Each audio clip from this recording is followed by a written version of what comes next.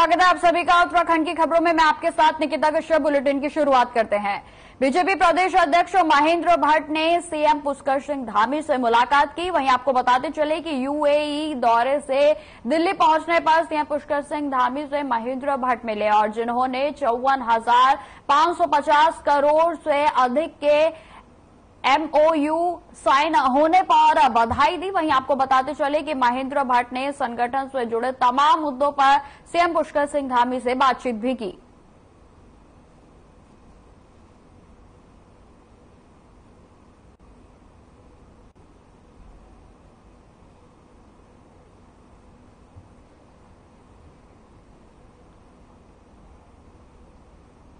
नगर निगम के वार्डों में स्वच्छता समितियों के माध्यम से कार्य कर रहे 998 कर्मचारियों की नियुक्ति पर नगर निगम प्रशासन ने जांच शुरू कर दी है। आपको बताते चले कि इन्हें 4.5 साल पहले नगर निगम ने वार्ड बार तैनात किया था और राष्ट्रीय सफाई कर्मचारी आयोग ने इन कर्मचारियों को नगद में वेतन देने और पीएफ कटौती नहीं करने पर नगर निगम से विस्तृत रिपोर्ट मांगी गई थी और इस पर नगर निगम ने कर्मचारियों का रिकॉर्ड खंगालना शुरू कर दिया है।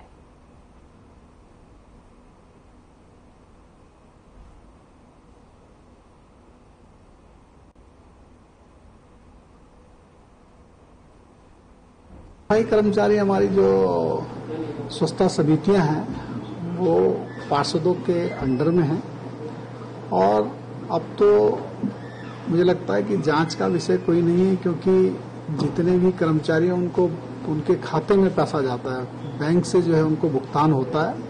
तो मुझे लगता है कि इस किस्म की दिक्कत नहीं है। जांच हो रही है तो जांच होनी चाहिए, उससे जो है निष्पक्ष जांच हो जाएगी तो सब चीजें दूध का दूध पानी का पानी हो जाएगा।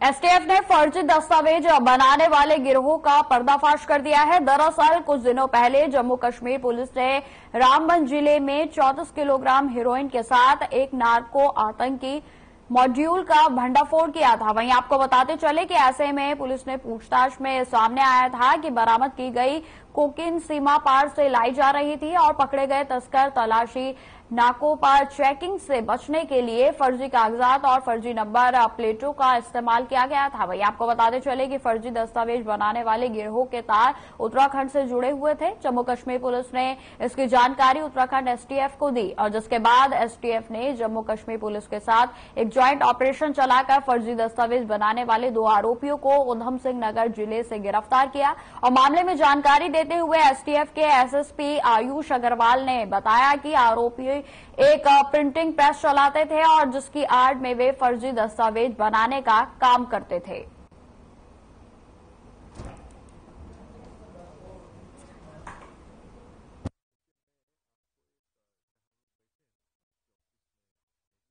देखिए, जम्मू कश्मीर में रामबन डिस्ट्रिक्ट की पुलिस के द्वारा कुछ समय पूर्व एक बड़े नार्को टेरर मॉड्यूल को बस्ट किया गया था, जिसमें कि 35 केजी लगभग हेरोइन थी, जो कि इन्वेस्टिगेशन में आया था कि कहीं ना कहीं सीमा पार से वो लाई जा रही थी। तो इस संबंध में वहां पर एनडीपीएस और यूएपीए एक्ट के अंतर्गत केस रजिस्टर किया गया था और कुछ लोगों को वहां पर अरेस्ट किया गया था। तो इस दौरान ही इन्वेस्टिगेशन के दौरान ही सामने आया कि जो व्हीकल्स यूज किए जा रहे थे और जो लोग इसको कैरी कर रहे थे, उनके जो आई कार्ड्स थे वो सारे ही फोर्ज थे। तो उनसे इंटेरोगेशन में सामने आया कि ये जो डॉक्यूमेंट्स हैं और जो नंबर प्लेट्स हैं ये रुद्रपुर उधम सिंह नगर से इनको सप्लाई किए गए हैं। तो उसमें उस सूचना पर उत्तराखंड एसटीएफ ने आगे काम करते हुए इसको डेवलप किया और फिर कल शाम को जम्मू कश्मीर पुलिस के साथ एक ज्वाइंट ऑपरेशन करके जो ये पूरा नेटवर्क चल रहा था इसको बस्ट किया है।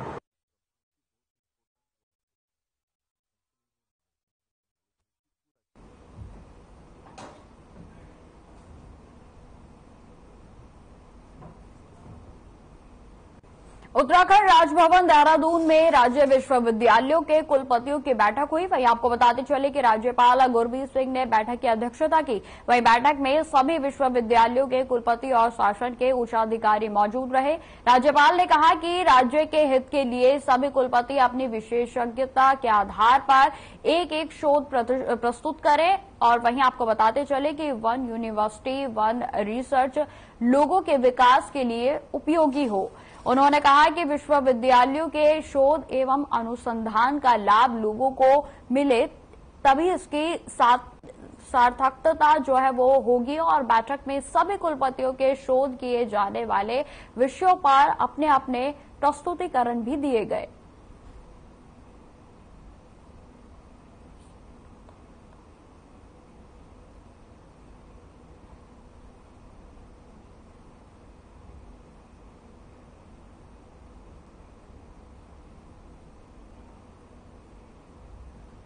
डीएवी पीजी कॉलेज और देहरादून के पीछे की दीवार का हिस्सा गिरने से वहां से पैदल गुजर रही युवती की मौत हो गई और जबकि दूसरा व्यक्ति गंभीर रूप से घायल हो गया जिसको इलाज के लिए अस्पताल में भर्ती कराया गया। वहीं आपको बताते चले कि मौत पर एनआईसीयू और एबीपी के छात्र संगठन से जुड़े छात्रों ने डीएवी कॉलेज में जोरदार प्रदर्शन भी किया।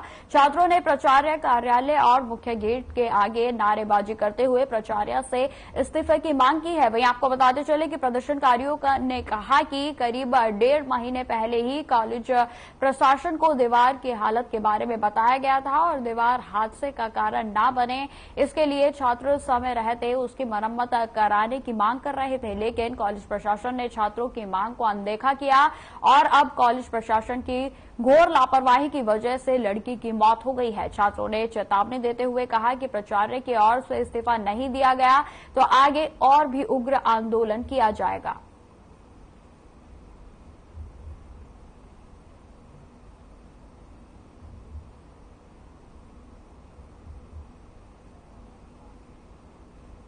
देहरादून में दिसंबर में होने वाले इन्वेस्टर्स समिट को लेकर तैयारियां लगातार जारी हैं और सभी विभागों ने अपने अपने स्तर से शहर को स्वच्छ व सुंदर बनाने के लेकर प्रयास भी तेज कर दिए हैं। आपको बताते चले कि पीडब्ल्यूडी, ऊर्जा विभाग, जिला प्रशासन, सभी विभागों की ओर से सकारात्मक प्रयास किए जा रहे हैं। शहरी विकास मंत्री ने कहा कि जल्द ही सभी कार्यों को पूरा कर लिया जाएगा। उन्होंने यह भी बताया कि राज्य में इंफ्रास्ट्रक्चर और रोजगार बढ़ाने के लिए सरकार लगातार काम कर रही है और मुख्यमंत्री लगातार इसके लिए विदेशों का दौरा भी कर रहे हैं। उन्होंने आगे यह भी कहा कि राजधानी देहरादून में जो भी सड़कें खराब हैं उन तमाम सड़कों को चिन्हित करते हुए उनका काम शुरू होने जा रहा है और जो इन्वेस्टर्स समिट से पहले पूरा भी कर लिया जाएगा।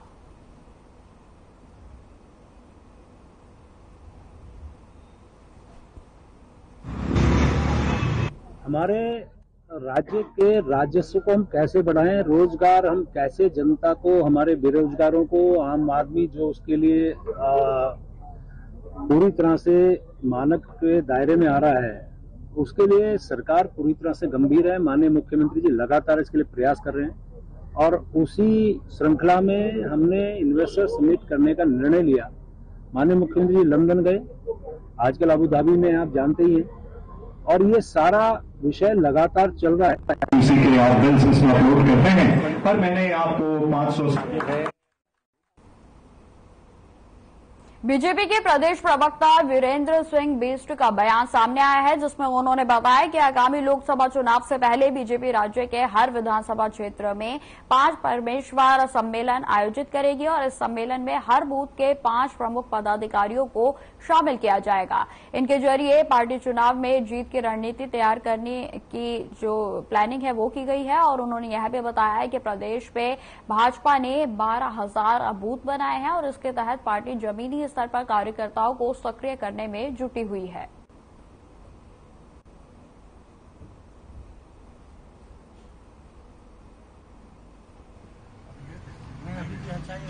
भारतीय जनता पार्टी निरंतर संपर्क और प्रवास का कार्यक्रम करती रहती है। हमारे यहाँ निरंतर पार्टी संगठन के काम होते हैं और पार्टी कार्यकर्ता हमारे यहाँ सबसे मजबूत कार्यकर्ता है। अभी आने वाले दिनों में भारतीय जनता पार्टी के बूथ स्तर के जो हमारे पंच परमेश्वर सम्मेलन होने वाले हैं, इसमें हमारा जो बूथ का अध्यक्ष है, हमारी महिला मोर्चा की अध्यक्षा है, युवा मोर्चा की अध्यक्षा है, हमारा बूथ का सचिव है और बीएलए ट्विन को मिलाकर पंच परमेश्वर हमने स्थापित किए हैं।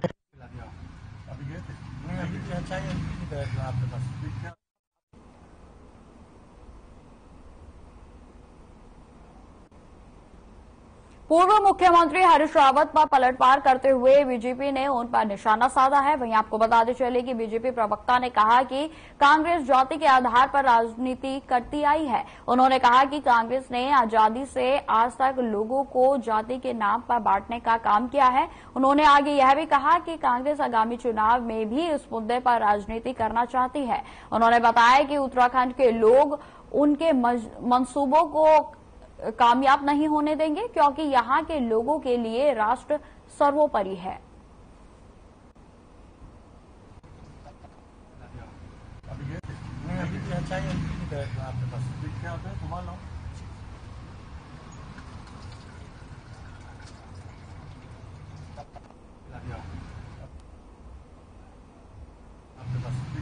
कांग्रेस पार्टी जाति के आधार पर खड़ी पार्टी है।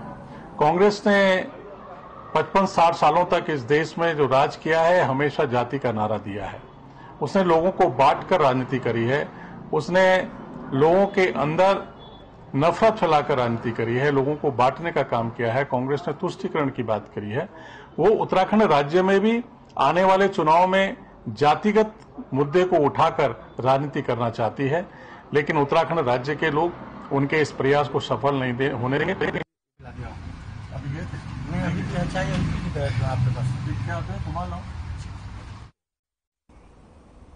पूर्व सैनिक आश्रितों को सैनिक कल्याण विभाग सिलेक्शन से पहले निःशुल्क प्रशिक्षण देंगे। वहीं आपको बताते चले कि 56 दिनों के ये प्रशिक्षण देहरादून में आयोजित होगा और इसके लिए राज्य भर से सैनिकों के आश्रितों को चुना जा रहा है। भारतीय थल सेना के रिटायर्ड ब्रिगेडियर ने बताया कि भर्ती से पहले सैनिकों के आश्रितों को फ्री ट्रेनिंग मिलेगी। यह अच्छी बात है, लेकिन सरकार को ज्यादा से ज्यादा भर्तियां भी सेना में करनी चाहिए, जिससे कि ज्यादा से ज्यादा रोजगार लोगों के पास हो।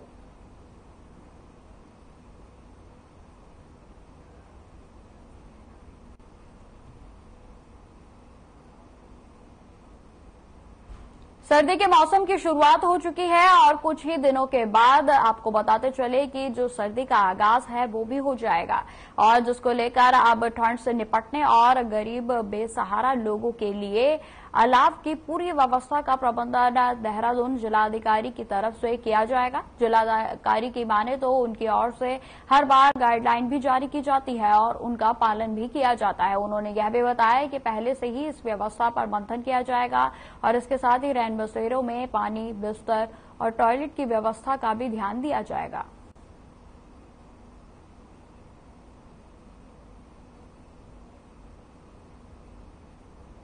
जैसे शीतकालीन जब ठंड का विंटर सीजन चालू होता है तो हमारे यहाँ से गाइडलाइंस भी जारी होती हैं। अलाव जलाना हो, रैन बसेरा हो या कोई भी व्यवस्था करनी हो, उसके लिए हमारे एक सेट गाइडलाइन है जो कि हम जारी करते हैं और फिर उसकी मॉनिटरिंग करते हैं। यहाँ पानी में फिर किया जाता है, फिर सवाल जवाब होते हैं, तो पहले से अगर आप व्यवस्था करके कुछ ऐसी हो। नहीं, इस बार हम लोग अभी प्री मीटिंग कर लेंगे और मेनली रैन बसेरे में बिस्तरों की व्यवस्था और जो वहाँ की पानी और टॉयलेट्स की व्यवस्था होती है वही मेन हमें देखना होगा। देवप्रयाग में बड़े बड़े सेगमेंट लेकर जा रही एक ट्रोली अचानक से भागीरथी नदी के पास खाई में जा पलटी। आपको बताते कि जिसमें ट्रक चालक मौके पर ही उसकी मौत हो गई और जिसके शव को देवप्रयाग पुलिस और एसडीआरएफ की टीम ने रेस्क्यू कर खाई से बाहर निकाला और आगे की कार्रवाई भी शुरू कर दी गई है।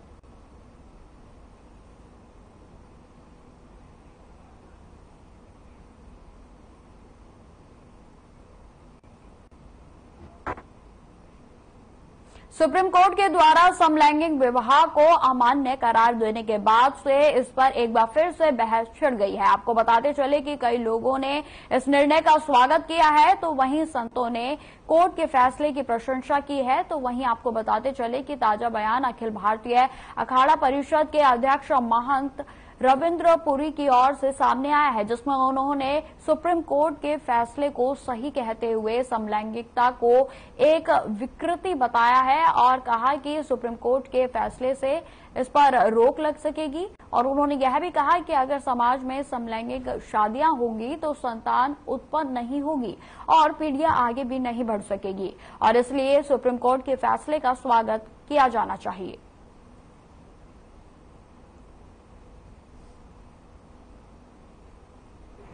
देखिए, मैं ये कहना चाहता हूँ, ये जो सेम सेक्स मैरिज हमने पहले भी इस पे विरोध किया था। आज से 6 महीने पहले पूरे उत्तराखंड के जितने भी उद्योग समाज थे, हमारे कुलपति थे, सभी आए थे। मैंने अखाड़े में इसके लिए विरोध किया था कि भाई ये जो कानून है, ये कानून नहीं बनना चाहिए। परंतु आज जो दिन है, आज का दिन मैं समझता हूँ बहुत शुभ दिन है, नवरात्रा है, और हमारे माननीय सुप्रीम कोर्ट ने बहुत अच्छा फैसला दिया, इसको सुनने से इनकार करते हैं। बहुत अच्छी बात है। आपने देखा होगा जो हमारा समाज है, हम किस ओर जा रहे हैं। जागीर वाले बहुत कम है। तो आपको बताते चले कि जिस तरीके से आप सभी को जानकारी होगी कि सुप्रीम कोर्ट की ओर से समलैंगिक विवाह को अमान्य करार दे दिया गया है, तो उसकी वजह से आपको बताते चले कि कई लोगों ने इस फैसले का स्वागत किया है, तो वहीं कई लोगों ने इसके असमर्थन में भी हैं, और जिसकी प्रतिक्रिया लगातार हम आपको दिखा रहे हैं।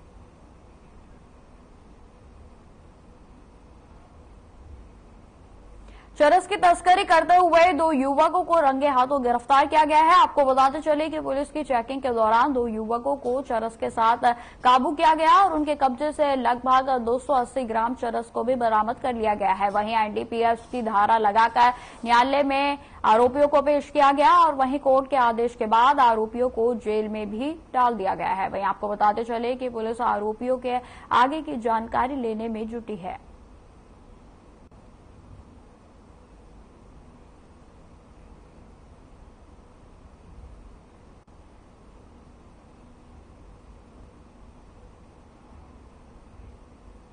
भालू के हमले में घायल एक महिला को देवप्रयाग विधायक विनोद कंडारी ने एयरलिफ्ट के जरिए से एम्स पहुंचाया। आपको बताते चले कि हिंडोला खाल क्षेत्र में बिडोला गांव की 56 साल की महिला पर भालू ने हमला कर दिया था। हमले में महिला को सिर से लेकर गर्दन के पास एक नोच लिया गया था और जिसके बाद महिला को बेस अस्पताल में लाया गया और जहां से प्राथमिक उपचार देकर महिला को एम्स ऋषिकेश रेफर किया गया। वहीं आपको बताते चले कि देवप्रयाग विधायक विनोद कंडारी ने घायल महिला को हेली सेवा के जरिए एयरलिफ्ट कराकर एम्स पहुंचाया।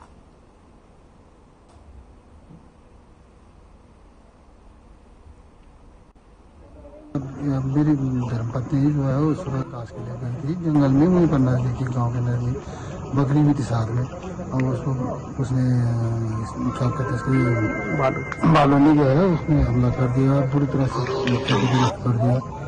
इसको तब बहुत कोशिश करके बेचारों ने एम्स हॉस्पिटल के यहाँ के लिए सिरकोट हॉस्पिटल के लिए रेफर किया। मानवता से बड़ा कोई बड़ा धर्म नहीं है। मैं देवप्रयाग विधानसभा का विधायक जनप्रतिनिधि के रूप में, और मानवता का जो धर्म होता है वो आदमी को निभाना चाहिए। और मुझे लगभग 11:15 बजे के आसपास उनकी बेटे से मेरी बात हुई थी। उन्होंने मुझसे कहा कि मैंने भाई मुझे ऐसी कोई सूचना मिली है कि आपकी माता जी को भालू ने हमला किया है। तो उस समय अपने यहाँ से निकल के श्रीनगर तरफ, मतलब श्रीनगर मेडिकल कॉलेज में आ रहे थे। मैंने तत्काल एसडीएम कृतनगर को फोन किया, मैंने तत्काल आप वहाँ पे जाओ, फॉरेस्ट टीम भेजा। अपने हमारे कार्यकर्ता भी वहाँ पे जा रखे थे, तो तत्काल उपचार पूरी टीम वहाँ पे डॉक्टर विक्रम सिंह जी के जो वहाँ पर जो अधिकारी है उनको खड़ा किया और लगातार तुरंत गति से उन्होंने जो है।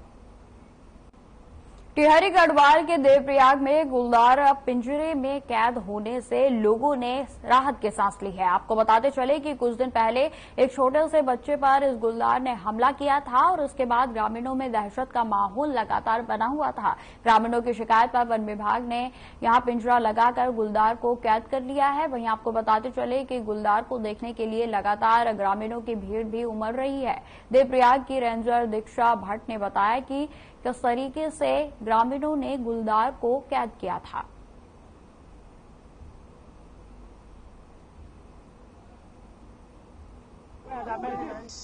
एक गुलदार द्वारा 4 अक्टूबर शाम लगभग 5:45 बजे के आसपास एक घटना हुई थी जहां पे एक बच्चे पर अटैक किया गया था।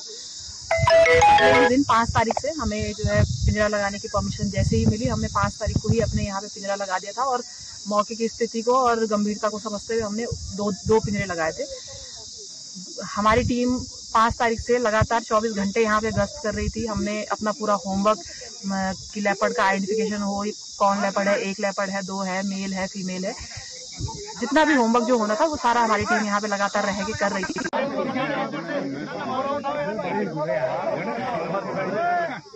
तो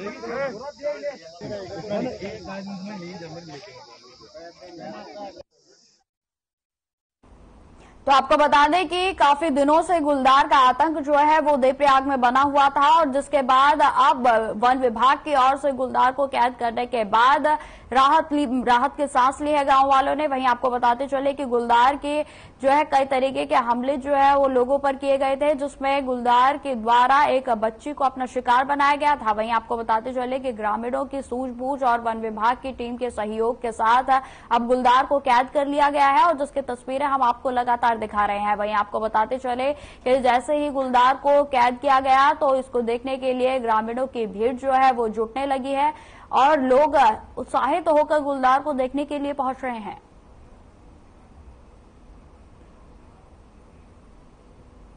नगर निगम के वार्डों में स्वच्छता समितियों के माध्यम से कार्य कर रहे 998 कर्मचारियों की नियुक्ति पर नगर निगम प्रशासन ने भी जांच शुरू कर दी है। आपको बताते चले कि इन्हें 4.5 साल पहले नगर निगम ने वार्डवार तैनात किया था और राष्ट्रीय सफाई कर्मचारी आयोग ने इन कर्मचारियों को नकद में वेतन देने और पीएफ कटौती नहीं करने पर नगर निगम से विस्तृत रिपोर्ट मांगी गई थी और इस पर नगर निगम ने कर्मचारियों का रिकॉर्ड खंगालना भी शुरू कर दिया है। और इसी को लेकर मेयर सुनील उनियाल गामा का कहना है कि स्वच्छता समिति पार्षदों के अंडर में है और पैसा सीधे उनके बैंक खातों में जाता है। मेयर का यह भी कहना है कि ऐसे में मुझे नहीं लगता कि इसमें कोई दिक्कत है, लेकिन अगर जांच हो रही है तो सही बात है और निष्पक्ष जांच होगी। इसमें दूध का दूध और पानी का पानी भी हो जाएगा।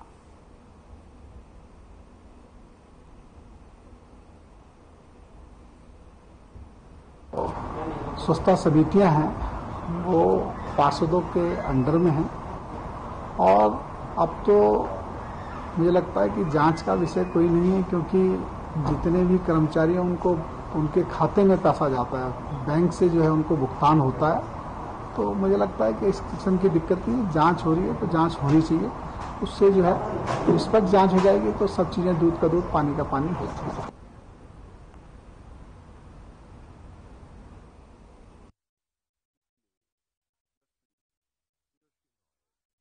आजीविका स्वायत्त सहकारिता और द्वाराहाट की वार्षिक आम सभा बैठक का आयोजन किया गया। वहीं आपको बताते चले कि वार्षिक आम सभा बैठक में सहकारिता समन्वयक मनमोहन सिंह नेगी द्वारा प्रस्तुत किया गया। सहकारिता समन्वयक मनमोहन सिंह ने परियोजना की योजनाओं और कार्यों के विषय में उपस्थित शेयरधारकों को अवगत भी कराया और साथ ही समूह स्तर पर उद्यम स्थापित करने के लिए प्रेरित भी किया गया और जिसमें समूह में सदस्यों की आजीविका बढ़े और ग्रामीण स्तर पर रोजगार प्राप्त हो सके। और साथ ही साथ सचिव रेखा मठपाल ने सभी सदस्यों को शुभकामनाएं देते हुए परियोजना के द्वारा योजनाओं का लाभ लेने के लिए कहा और साथ ही साथ स्थानीय उत्पादों को बढ़ावा देने की भी बात कही गई।